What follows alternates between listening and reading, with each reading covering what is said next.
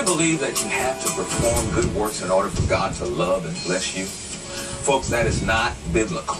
It is wrong, wrong, wrong. And this wrong philosophy has even seeped into how churches have traditionally taught on finances. Many people give and tithe because they think God will curse or punish them if they don't. That's not true. Listen, stick with me for the duration of today's broadcast. I'm going to shatter those false doctrines and explain why God wants you to give freely from a grateful heart and not out of a sense of obligation and fear. Watch this. One of the most controversial issues in the church today is over this issue of tithing. So how do you reconcile the grace of God with this subject of tithing? The things that we've all heard. Things like, I was taught to believe that the tithe is mandatory.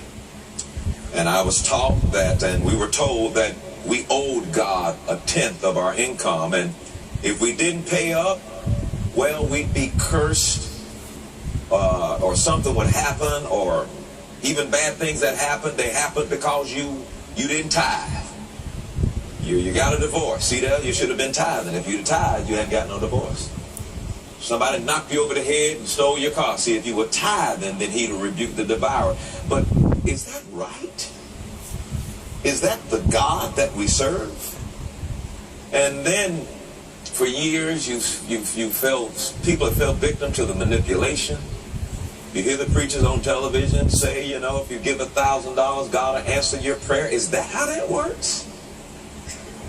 What is that manipulation, and what happens when people respond to that manipulation? And how do you reconcile the message of grace with the bondage of tithing and the fear of not tithing? Have you ever been in front of your calculator and your tithe was $112.52, and you had $112.50, and you couldn't find 2 more pennies, and you thought God would curse you because it was $112.52, but you only had the 50? Is that how this works?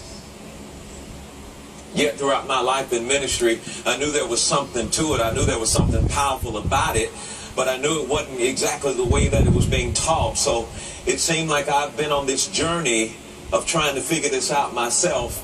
And I have good news for you today. This is the last volume, the last teaching on this subject. I got it. Because now that you understand grace, you can understand truth. But without an understanding of grace, you'll miss out on it some. And you'll have people performing. And you'll try to get them to do things out of fear. So all the things that we've heard, some of those things will come up. And today I believe you'll have freedom to tithe and to understand the ins and outs concerning this subject.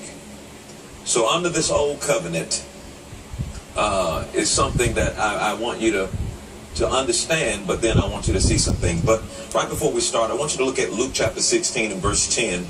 Jesus is speaking here about this steward who was stealing his master's money. And the master heard about it and called him to open the books up and let's check it out.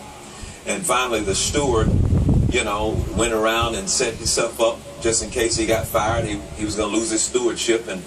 And the whole thing was about, how this steward handled money. And in verse 10, Jesus said, "He that is faithful in